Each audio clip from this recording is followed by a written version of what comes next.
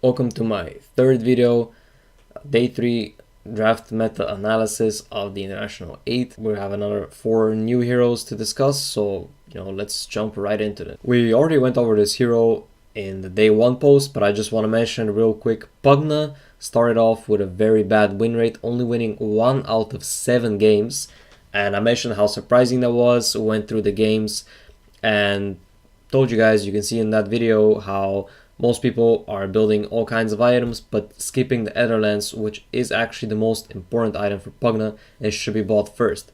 And now we can see win rate completely turned around, sitting at 16 games, 56% win rate. And if we go back to see the recent Pugna games, you can click to them yourself. You actually notice that people started buying the lens first, and I'm not saying they read the post, guys, but there's a clear correlation here. If you get Erlens on this item, on this hero, that's your first big item, you're gonna be able to play the hero at its strongest and do what you're supposed to do. I'm just clicking here through a couple games so you can notice, but feel free to look up this stuff in Dota Buff and check it for yourself. The next hero I want to talk about is Huskar. Now, Huskar has been picked 13 times and is sporting a mere 23% win rate. That means he only won 3 out of these 13 games and he lost 10. This is not only bad for a hero that you would pick early, but it's a hero that you generally last pick. So that means it's you're picking at 10th or 9th. This is supposed to be your hero that has a good matchup and stuff, and you still lose the game like 3/4 of the time. The hero just not working right now. Everyone knows that usually you want to run the Huskar with a saving support. Dazzle is quite weak in this meta, not a very strong laner. Same goes for Oracle. And the Huskars actually ran independently all of these games. There's really no significant saving support. I mean, sure, like there's a Venge, there's a Wyvern here and there, but these don't really work that well with Huskar, obviously. And we can see that the only 3 games that Huskar actually won were complete stomps, like this Vichy versus Spain. 19 minutes, they actually took the throne. Absolute destruction. All 3 lanes got 100% crushed. There was this game, quite a similar story. LGD versus Windstrike, again, just all the lanes got destroyed, and the Huskar also has a Clinks on his team, like we see here. So all in all, the Huskar pick just doesn't really seem to be working out. He can definitely stomp the lane, and the few games that he did win, it looked super one-sided. But it does seem to be the kind of pick where unless you win really fast and you basically lose 0 fights after a 1 laning stage, you're bound to lose the game. And that kind of pressure is not something that teams want to put on themselves, I think. So we're probably not going to be seeing a lot more Huskar on the main stage. Next up is Zeus. Personally, I thought this would be, I find this one of the best heroes, and I really thought he would be a top pick coming into TI. So far, 6 games, lost every single one. Not gonna lie, I'm a bit surprised, but I do notice one thing that could be what's missing from teams wearing the Zeus and the reason why they're not winning with him. If you notice that in every single game that there was a Zeus, the team with the Zeus really lacked any kind of significant AoE teamfight ultimate. I'm talking about, there's no Winter's Curse, there's no Black Hole, there's no RP, there's no huge AoE spells that are basically what allow you to run a Zeus safely to protect him, because the enemy is kind of scared of grouping up and going onto him. Forget about those. There's not even really any AoE stuns. You can't really count Tiny's Avalanche, but even just having something like a Centaur or a Slardar, something to discourage the enemy from jumping the Zeus, because that is obviously what they will try to do. In a lot of these games, if you look at IG here, only stun they have is Avenge. It's just a single target. There's nothing like, Tombstone and Bloodrider are cool teamfight spells, but they take a while to activate. There's nothing to like quickly save the Zeus if he gets jumped. A similar case here, again, Tiny Avalanche doesn't recount. Similar case here, Willow, okay, kind of okay, but it's just one hero and it is support, not material enough. VJ Thunder here, nothing. Newbie, nothing AoE.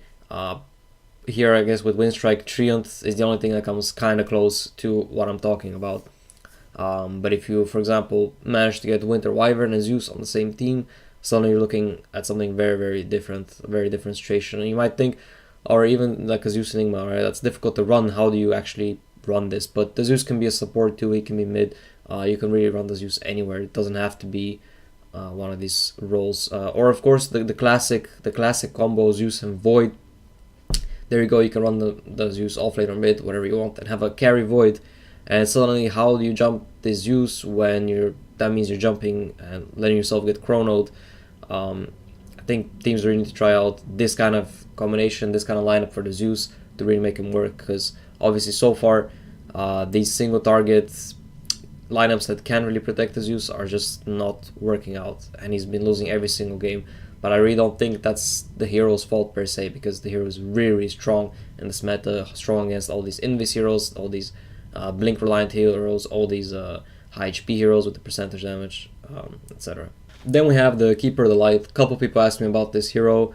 He was unpicked at first, but now we see 3 games, he won every single one. Not even really a last pick. In fact, Team Liquid even picking him first phase. Of course, Team Liquid against Windstrike, kinda top seed versus bottom seed. Bit hard to really use this as a statistic, but it just goes to show, Windstrike, they picked Night Stalker, but Night Stalker used to be the go-to counter versus Koro, and he just got completely nerfed into the ground. So it only makes sense that the Koro should be getting picked up more. Of course, 2 popular heroes that are being picked a lot right now and are good against Koro are Nyx and Weaver. But they're also, the fact that they're popular means first banning them doesn't really make you suspicious for a Koro pick.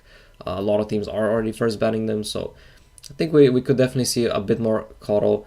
I especially liked the Fnatic draft because, the Koro Bristle, that's an old school combo, and you send these 2 heroes duo off lane, it's pretty much impossible to lose the lane as a Koro Bristle. I challenge you guys to come up with a solid lane counter to that, because I really don't think there is any. One of the best heroes against those 2 in particular later on in the game is Slark, very effective against both, but against Slark unpicked, weak laner, very hard to pull off, so probably gonna be seeing a bit more Koro, especially on the main stage. The last hero I want to talk about is Winter Wyvern. Now, this hero has been picked a lot and is one of the few heroes with this many picks, still sitting at a very nice 58% win rate. Of course, Mirana still has more, but we already covered why Mirana is so strong in the previous video. Check that out for day 2. Now, Winter Wyvern is just so flexible. There's no lineup that Winter Wyvern is not great in. You can see it's usually picked in the first phase. The hero offers 2 great slows and a sick hard stun in the form of his ult, BKB piercing, just so much utility, great at shoving waves, even has a very nice save, like completely counters any physical damage. Percentage damage on his first spell, so good against tanky heroes. Again, AoE damage on the Splinter Blast, so good at deep pushing, and sick team fight in the form of the Winter's Curse, which can be used both to initiate and counter initiate, just really good for both. It pierces BKB on the main target, so a lot of heroes that need to pop their BKB, jump in and try to kill someone quick, you just curse them and you walk away. It can also be used as a setup. One of the best combos, which I'm surprised we've only seen once actually, because both heroes are very popular, Mirana and Winter Wyvern. Perhaps that's why it's hard to get both of them on the same team, but they're worth first picking because the Winter's Curse into Arrow combo is insane. But it doesn't really have to be the Arrow, really. Winter's Curse into anything. You can compare it to an extent, to Naga Sleep, for example, because or like an Astro or something, because it disables the target. The downside is you can't actually deal damage. But they are not invulnerable, which means you can just stun them. You can layer any stuns perfectly. You don't have to have sick timing because you can overlap them a couple milliseconds and there's just no way for the enemy to escape. Winter's Curse, Lina stun, dead. Winter's Curse, Fisher, any stun on top of the Winter's Curse and they're dead. And the enemies can't really even get close to help because they're going to walk into the radius and get stunned themselves. So it not only sets someone up, but it denies the area around them for their team. It's just such an insanely good spell. And then you have all kinds of other cool interactions. For example, we've seen a lot of Winter Wyvern PL on the same team. What you can do is just hit the guy, you create a lot of illusions, you burn all his mana, and even though he's not taking any damage, by the time the curse ends, he's sitting there with 0 mana and you have Max Illusions up, you're just gonna die in seconds. Great combo. Of course, you also have the Winter's Curse and the Blood Rite into zombie spawning, just all around amazing hero, and we're just gonna keep seeing more, I'm pretty sure. If not, if not for teams starting to actually first ban this, because it's just so tough to play against. And lastly, real quick, to keep the tradition going, the worst and best draft. So we're gonna start with the worst draft here from Newbie.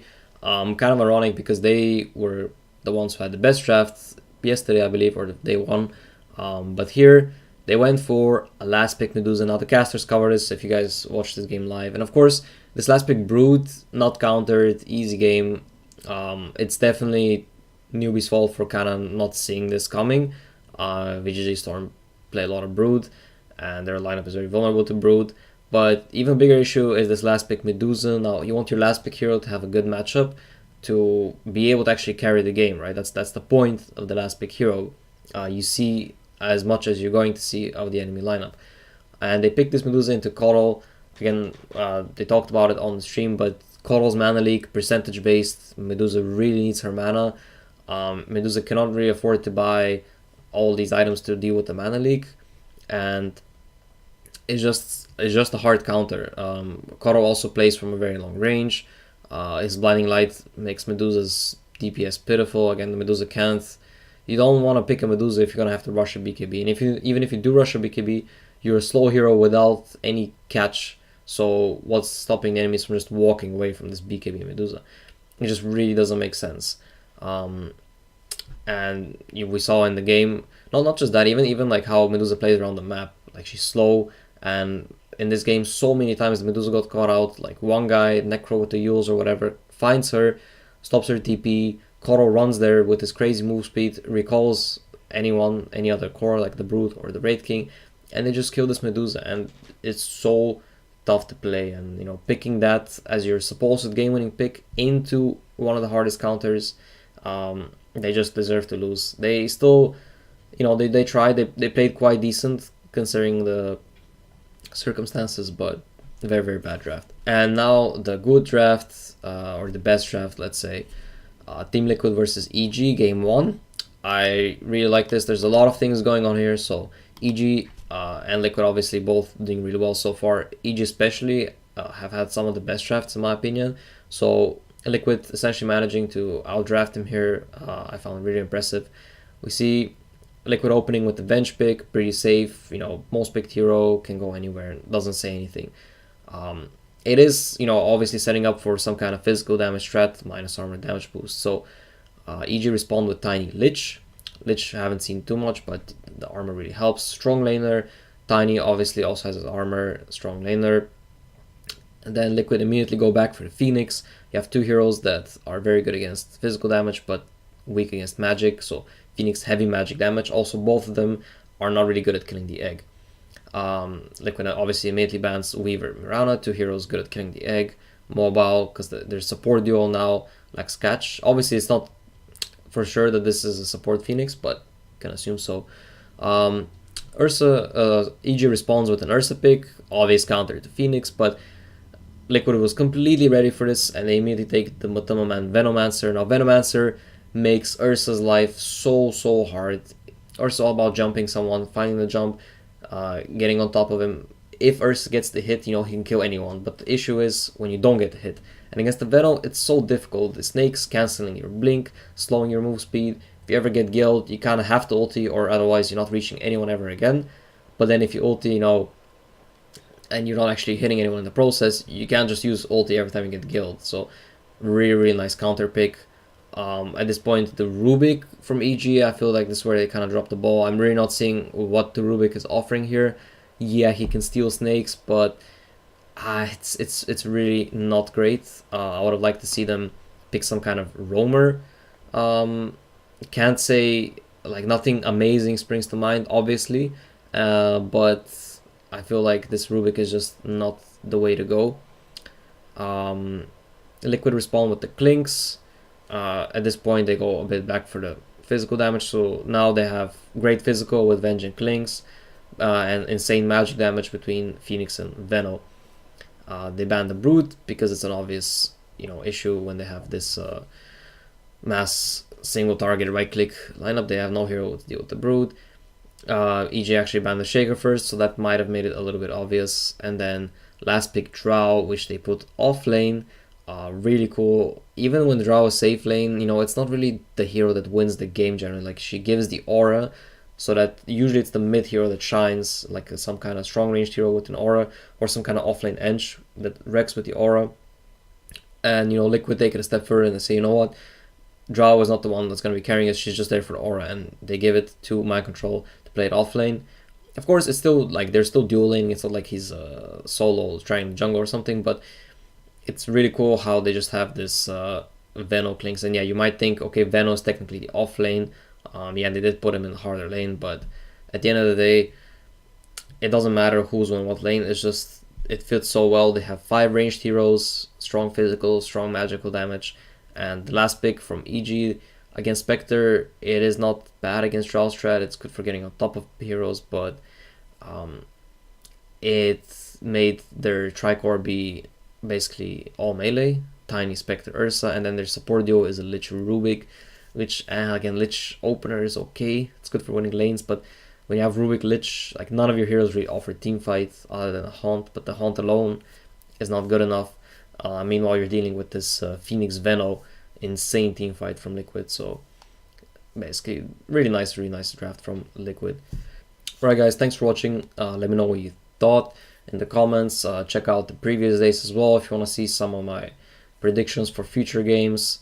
I'm still holding up the Slaughter prediction, which the call I made in the day 2 video, that Slaughter will be getting picked more. He's still unpicked, but you know, I'm holding strong to my opinion because I really think he is the answer to these Invis heroes, and he fits well with what's popular right now. Also, I definitely think we're going to be seeing a bit more Void. He's underrated. Void is one of those heroes who just always comes back on the main stage at TI.